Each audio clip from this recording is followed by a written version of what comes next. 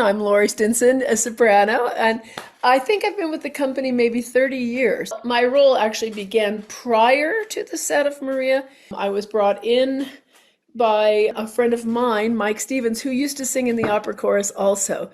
Pablo, Larrain, and Angelina had contacted to work with her was Eric Vitro. They started working with her. Her voice was progressing, but I think they determined that they probably needed a woman in the effort to move along this process more quickly, and particularly a woman who had sung a lot of this repertoire. So they brought me in here in Los Angeles, and I was working with her 4 days a week before we went to Europe. When they hired me, they didn't say, oh, we're going to take you to Europe. The intention was to get her ready and have her go. It seemed like having me nearby, even though she was doing so well, made her feel more confident.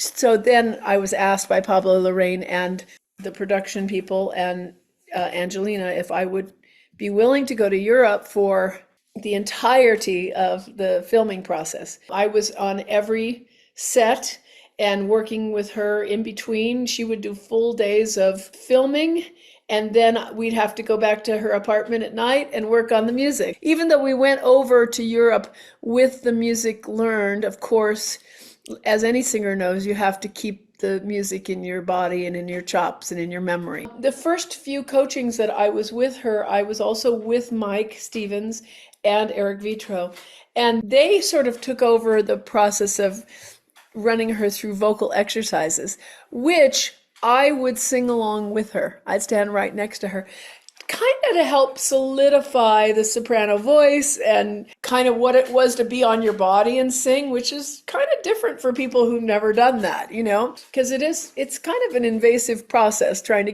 pull somebody's voice out of their body, So we just tried to keep her comfortable and confident. Maybe 3 weeks into the process, I started taking her by myself. So I was working with her 4 days a week from June until the time we left in October, the first part of October. So when I came on board, she only had learned O mio babino caro. After that, I put together notebooks for everybody, as singers do, and because I had the scores, the Otello Ave Maria, and Visi d'Arte from Tosca, and Piangete Voi from Anna Bolena, and Qui la Voce from I Puritani, and Casta Diva from Norma.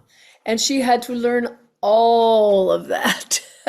So then I would just split the lesson up into vocalizing and learning some music, and we'd work through teaching her the melody on vowels, then teaching her the words, speaking the words over and over. But I must say she's an incredibly smart woman, very highly motivated.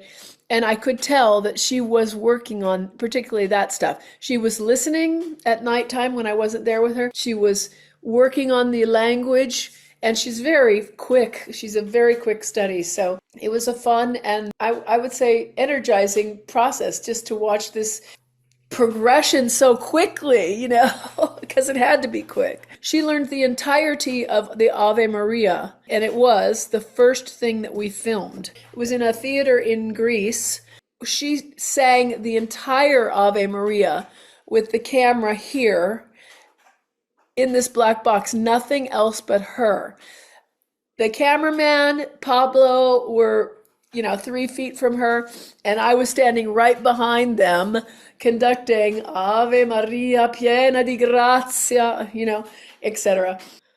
You've never sung along to an opera, never heard an opera, never had any training. I think it first is that idea of completely just opening the throat and letting out this guttural sound, if you're used to inside voice, be quiet, singing with a mic, or there's a microphone, it's picking up, to the idea of having to let this sound resound and come out of your body, to use your body as the instrument, to really connect to that, and in a different way. Shakespearean actors understand that.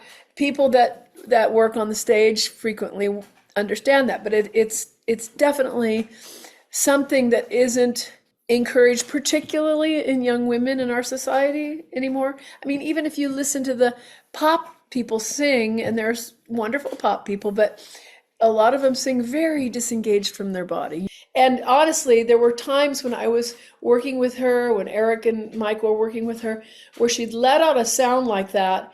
And not only would it be that sort of scream, but it would turn into something beautiful. And you should see her face. She looked like a child that just opened up a present on Christmas morning. And by the way, in my own teaching, I talk to people when they come to my studio. I say I'm less interested in the beginning in hearing you make a sound that you think is beautiful. Please just make a sound that is on your body. I will help you to find the beauty in that sound.